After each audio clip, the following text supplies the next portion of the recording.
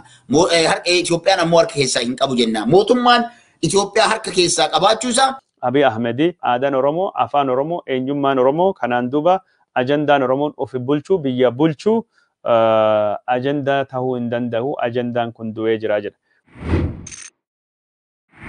Shakkii mootummaan ijoollee biyya Saudi Arabiyaa kan irraa qabu, ijoolleen Saudi Arabiyaa kana keessa jirani WhatsApp gruupii garagaraa qabanii. WhatsApp gruupii garagaraa kana keessa miseensonni isaanii infiltrate godhanii jiranii, marii godhaa turre, deeggarsa garagaraa qaamolee qabsoo Oromoo kanaaf gargaaraa turre. Kanaaf biyya Arabaa kanarraa maddi deeggarsi lammiilee isaaniitiif argamu kun dhabamsiisuu karoora godhatee mootummaan kun deemaa jira. Kanaaf hidhamuu bifa kanaan jechuudha. Namni osoo namni illegal ta'e qofa kan hidhamu taate mootummaa biyya saniitu harka keessaa qaba jenna. Harka Itoophiyaan ammoo harka keessaa hin qabu jenna. Mootummaan Itoophiyaa harka keessaa qabaachuu isaa lammiin seera qabuu fi seera hin qabnellee namnummaan kamuu jechuudha. Lammii fuula sanii ta'uu qofaan qabanii guuraa jiranii. Amma immoo kanaan jedhe namni tokko sodaan nuti qabnu jedhe. Sodaan nuti qabnu mootummaan kuni deeggartoota illee amma haa hidhan malee deeggartoota kana ni baasu. Nu wajjin gara mana hidhaa kana keessa ni turan jennee illee hin abdannu. Sababa garaagaraatiin deeggartoota isaanii gadi dhiisanii namoota mootummaa kana hin deeggarre ammoo namoota isaan wajjin hin dhaabbanne, namoota isaaniif maallaqa hin buusne, namoota harka isaaniif hin dhoofne kana biyya galchoo osoo hin taane mana hidhaa keessatti nu rakkisu. Kanaaf ummanni Oromoodhaa rakkoo kenna. Kana nuuf hubachuu qabaa kanaan jedhes jira. Kanaaf ummanni Oromoo dhugaa kana rakkoon jirtu kun rakkooleen qabatamaan fakkaatan hedduutu jira. Ammoo haasawa imbaasiin namni wayii kan imbaasii san keessa jiru OBN irratti illee godhe dhageeffadheen jira. Akkaataan isaan itti dhiheessan, akkaataan isaan waan kana salphisanii itti ilaalan, akkaataan ammallee rakkoo kana hiikuudhaaf mootummaan sun karoora itti qabateetiin deemaa jiru duwwaa ta'uu isaati. Fakkeenyaaf amma dura muummichi ministeeraa Lekkaana muummicha ministeeraa Dammaqa Mokonnin amma dura kan inni amane biyya Saudi Arabiyaa keessatti hidhamtoota 35,000 ol mana hidhaa keessa jiran miidiyaa biyyattii irra dhufee dubbateera. Isa kana keessa torbaanitti xiyyaara tokko keessaa galchaa jiran. Torbaanitti xiyyaara tokko galchan jechuun nama 300 xiyyaarri illee xiyyaara guddaadhaa miti. Torbaanitti nama 300 galchaa hidhamtoonni biyya sana keessa jiran namni 35,000 ka amma duraatu ka amma itti dabalamee miti hubadhu. Ka amma duraatu yoom galee dhumata yoo jette yoo xiqqaate torbaaniin yoo deemame waggoota dheeraa akka itti fudhatu kan nama agarsiisudha. Kanaaf haasawa namticha san irraallee rakkoo as bahe kanaaf dantaa akka hin qabnee fi karoorri qabatamaan rakkoo kana hiikuudhaaf deemu hin argitu. Yoo kana kan agarre akkaataan inni itti haasa'ullee akka nama quuqama hin qabne mootummaan biyyattii kanaa namoota seeraan ala biyya isaanii cabsaniitiin seenan ofirraa qabee tarkaanfii fedhe yoo fudhate waan jedhu. Kana jechuun lammii isaa ta'uudhaa fi biddeen ofii nyaachuu malee lammiin keenya akka fedhettuu biyya sana keessa haaseenu kun isaanii hin malu waan jedhu irraa hin dhageettu. Kanarraa yoo dhagee wal bira madaalteetiin jettu wanti ijoolleen biyya Arabaa keessatti kan kaleessa haadhaaf abbaa isaanii mana citaatii baasanii mana qorqoorrootti ijaaran, kan sangaa itti bitan, kan gibira mootummaa irraa kafalan, kan yeroo mootummaan kun deeggarsa gaafatu, deeggarsa kamiinuu maatii isaa bira dhaabbatan, kan uummata Oromoo biratti rakkoo hundaan bira dhaabbatan. Kanaaf akkaataan mootummaan kun waan kana itti handil godhaatiin jiru yoo ilaaltu, kan biyya biraatiin wal bira qabdee yoo ilaaltu, mootummaan kun hidhamuu ijoollee kanaatti gammachuu qabamoo gaafiin inni jedhu kun ifatti waan lafa taa'aa jirutu jira. Kan uummanni Oromoodhaa waan ijoollee Oromoo irra gahaa jiru yookiin ammoo lammiilee biyyattii sanaa Amaara hin jenne, Tigree hin jenne, Guraagee hin jenne, lammii makamiyyuu Somaalees dabalatee jechuudha. Wanti achirra gahaatiin jiru waan ulfaataadha. Kanarra dhaabbattee yoo madaalte madaalliin ijoolleen achirraa himatan, komiin ijoolleen iddoo sanarraa qaban dhugaa fakkaata. Mootummaan kun sila maal godhuu qaba? Galatoomi Kadiiroo. Mootummaan kun lammii kan keetiif kabajaa kan itti horatu mootummaadha. Eessumaayyuu dhaqii lammiin Ameerikaa tokko biyya namaa dhaqee yoo rakkate mootummaan Ameerikaa lammii isaa tokkocha sanaaf dirqama mootummaan suni qabu mirga lammiin isaa biyya isa irraa dhalate biyya ani lammii biyya kanaati jedhee himamuun gibira gabbaree biyya sana keessa dirqama isaa baa waan tureef mootummaanis lammii isaa sana rakkinni inni keessa jiru sana keessaa baasuudhaaf dirqama seeraa qaba. Dirqamni seeraa inni qabu kun tokkoffaa Mangistuu Hayilamaariyaam amma dura mootummaa Keeniyaatiin waan inni jedhetu jira. Lammiileen Itoophiyaa yeroo Itoophiyaa irraa rakkatanii gara Keeniyaatti baqatanii mootummaan Keeniyaa lammiilee dararuu eegalee jennaan lammiileen koo anaa wal dhabaniitiin biyya isaanii irraa bahanii malee dararaa kan kee barbaachaa miti kan jedhuudhaan sentensi isaa exactly clearly yaadadhu. Mangistuu Hayilamaariyaam mootummaa Keeniyaatiin dubbatee lammiilee koo naa hatattamaan naa galchi. Lammiilee kiyya irratti miidhaa hin gaggeessitaanaan waan biraa keessa seennan gajjirudhee Keeniyaa warningii akka kenneef ni yaadanna. Har'a garuu mootummaan Itoophiyaa eessumattuu lammiilee isaa irra yeroo rakkoon irra gahutti mootummaan Itoophiyaa silaa kan godhuu qabu lammiilee isaatii fi dursa dirmatee jalqabatti lammiilee kiyya irra rakkoo hin gahina. Lammii Itoophiyaa biyya keessatti hin barbaaddan taanaan lammiilee koo natu galcha. Jedhee silaa responsibility fudhachuu qaba. Soddomii sagalii fi keeyyatti biraa kaheera jijjiiramuu qabu dubbatee jira. Paartii kanattu har'a Oromoon sagalee naa haa kennitu jedhee dubbataa jira. Hayyoota Oromoo hidhee jira. Oromoo ajjeesaa jira. Birmadummaa Eertiraa sarbisiisee Itoophiyaa sarbisiisee Eertiraan biyya Oromoo akka booji'amtu godhee jira. Gaafii Oromoo ka Finfinnee har'a jechuun filannoo irra hin jirtu. Gaafiin Oromoo ka lafaa filannoo irra dhiyaachuu hin deemtu. Afaan Oromoo afaan federaalii godhu jettanii warri bo'aa jirtan jibbaadha. Abiy Ahmed isinitti himee jira. Gaafii sun waggaa 20 duubattuu na gaafadha. Ani Facebook irratti afaan Oromootiin barreessaa jira. Kun isinitu xiqqaatee jedhee dubbatee jira.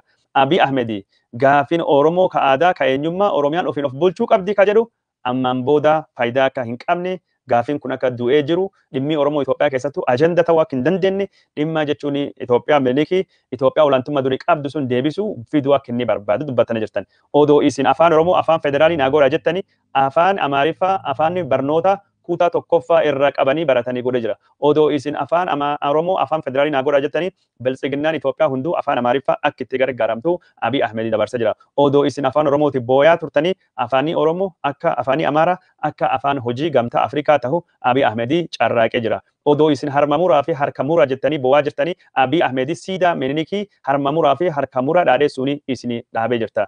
Abiy Ahmed biyya leenjisoo diigaa biyya rooba butaa keessatti siidaa minilikii dhaabee Oromoo keessa akka fedhee biyya Arsii biyya Shawaa keessa deema kan caala Oromoo du'ii hin jiru.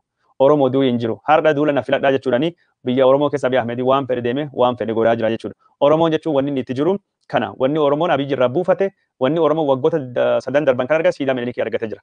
Ammoo siidaan jechuun aanolee ni ka'aa jedhamee dubbatamaa jira. Siidaa aanolee qofa miti የዘረኝነት እና የከፋፋይነት ምልክት ሆኑ ሲዳን ጨለንቆlee ni ka'aa jedhamee dubbatamee jira. Sullee ni fagoo hin jirtu. Pirezidaantiin Oromiyaa Shimallis Abdiisaa dhiyoo kan dubbatee jira. Oromoo boochisuun gadaan Oromoo boochisanii qabsoo godhanii hafee jira. Oromoon ammaan achi hin bahu seenaa boo'ichaa san hunda haqee seenaa injifannootu deebisa. Mallattooleen sullee ni baddi. Nu ammaan duuba ka Itoophiyaa ijaaruu Itoophiyaa duratti deemsinu malee ka duraa ka kaleessu nuun dhibdu jedhee ajjeecha fiduutii bakka hundattuu jirti jedhee dubbatee jira. Kana Shimallis Abdiisaatu dubbate. Abiy Ahmed wanni Oromoo kanaan booda aadaan Oromoo afaan Oromoo eenyummaan Oromoo kanaan duuba ajandaan Oromoon ofi bulchuu biyya bulchuu ajandaa ta'uu hin danda'u. Ajandaan kun du'ee jira jedha. Garuu uf gaafadha Oromoon. Gaafin Oromoon gaafate ka caasaa ka sirna ka Itoophiyaa takka hin deebine. Gaafin Oromoon gaafate habbaan takka deebiin arganne gaafin sirna. Gaafin sirna ka Oromoo gaafate takka deebiin arganne. Gaafin Finfinnee deebiin arganne. Garuu maaliin gaafin ofiin of bulchuu gaafin lafaa ajandaa hin ta'u jedha Abiyyi sitti himee jira. Ajandaa gaafin kan kee hin ta'u ammoo lafti Finfinnee qoodama saamichi itti fufee jira. Gaafin lafa ajandaa hin ta'u jedhee Abiy Ahmed gaafin of bulchuu ajandaa hin ta'u jedhee sitti himee jira. Filannoo keessattuu ka hirmaachaa jiru Daani'eel Kibratiiti Hamorohaa Polotika jedhee Finfinnee keessatti dorgomuu deemaa jira. Isaa miti Biraanuu Naggaa Finfinnee keessatti Oromiyaan faayidaa addaa hin qabdu. Garuu dirqama addaa Oromiyaan qabdi Finfinneen akka feetee babal'atti jira.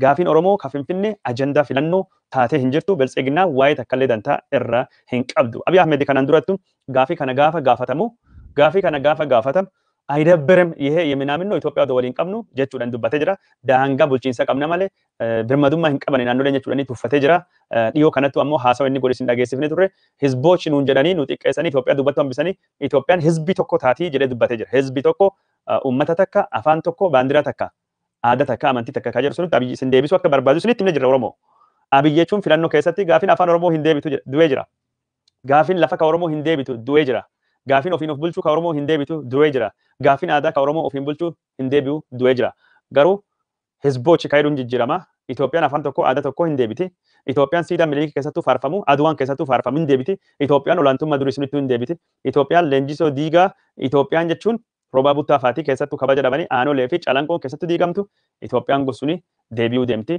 Itoophiyaan jechuun maqaan jechuun nafxanyaa itti wanni tahe itti ol guddate itti leellifamu Itoophiyaan sun deemti. Mee viidiyoo kana malee daqiiqaa tokko irra deebi'a sekondii wayitii dhageeffadha waan abi jedhu.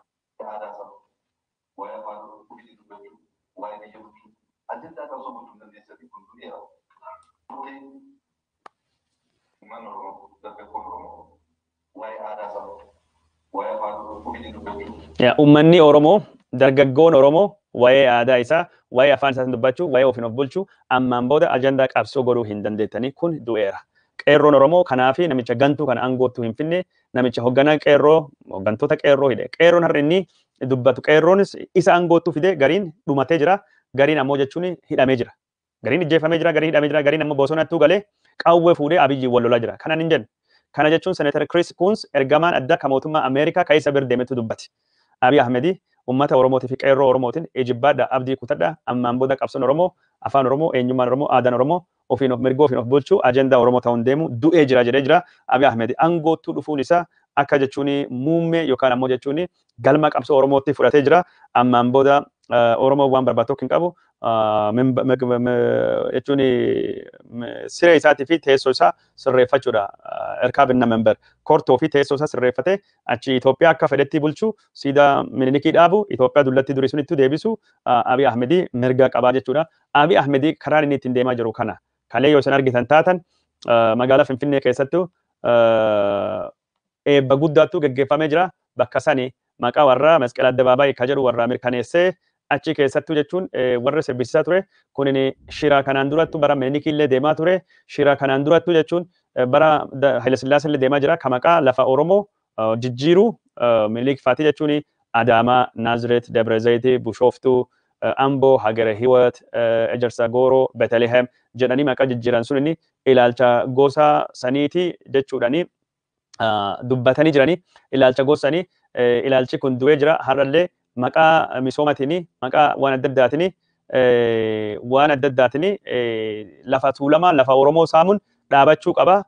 Masqalaa fi hora Finfinnee lafa dirree hora Finfinnee wanni walitti fidu hin jiru jechuun isaa dhagahamee jira. Kiristaanummaa keessatti bakki Yesuus itti fannifame yookaan nabi Yesuus yookaan ammoo Yesuus Kiristoon itti fannifame maqaan isaa hin jijjiiramne. Golgootaan maqaan isaa hin jijjiiramne. Qaraaniyoon maqaan isii hin jijjiiramne. Maaliif lafti tuulamaa qofti fudhatame maqaan isii kaganama irra jijjiiramti. Kun Abiy Ahmedi sirna Minilikii sun itti fufsiisuu fi mallattoo nu agarsiisu jechuudhani Biraanee Masqal Abbabee Sanyii dubbatanii jiran. Biraanee Masqal Abbabee Sanyii waan kana ka dubbate dippiloomatii mootummaa Itoophiyaa duraniiti mootummaan Abiy Ahmedi mootummaa koloniyaalistoota mootummaa zareenyoota mootummaa seetileroota tahuu agarsiisa. Kana kan inni dubbachaa jiru. Warri jechuun biltsiginnaa kagalee gaafii Oromoo tokkollee deebisuu hin danda'anii Adaanech Abeebee maqaan ishiiyyuu gaafii Oromoo deebisuu fi fedhii hin qabdu. Ammoo lafa Finfinnee ka Oromoo kana sabaa fi sablammii hundaafiyyuu qoodaa jirti. Lafa kana sabaa fi sablammiin hundinuyyuu koottan maal jedhanii gaafii Oromoo deebisuu fi fedhii hin qabdu. Wanni nama ajaa'ibu takkini kalee Abiy Ahmedi badhaasi kanattuu kennameefi bulchiinsa magaalaa Finfinnee irraa Adaanech Abeebeetii fi Abiy Ahmedi badhaasa gosa kana walii kennanii jiran. Badhaasi Abiy Ahmedi walii kennan gaafii Oromoo kan deebisne badhaasi Abiy Ahmediitiif kenname kana. Wanni kun maqaa maalii jedhamee gaafattan. Abiy Ahmedi Adaanech Abeebeetu kenneefii jira. Addis Ababa maqaa Addis Ababa jedhu argitanii jirtanii badhaasa sunittuu kenname unetim Addis Ababa indesimoo Addis Abaanichi. Finfinneen akkuma maqaan ishii Addis Ababa taatee jirti. Abiy Ahmedi Finfinnee Addis Ababa godhee jedhame hin agartanii daraaraa Finfinnee kana waan kan siyaasa argitanii jirtanii. Siyaasaan kunini kalee badhaasii suniin Masqal Square eegee eebbifamu badhaasa Abiy Ahmediitii kenname jechuudha. Badhaasa Abiy Ahmediitii kenname Finfinneen Addis Ababa taatee jedhamee badhaasii kunini kenname. Warri biltsiginnaa hedduun isaanii waan kan afaan Oromootiin yookaan afaan Amaariffaatiin barreessuu hin feene mallattoon dhaamsi kana Addis Ababaan taatee jirti. Addis Ababaan bulchiinsuuf dandeetti ta'uu qabdi.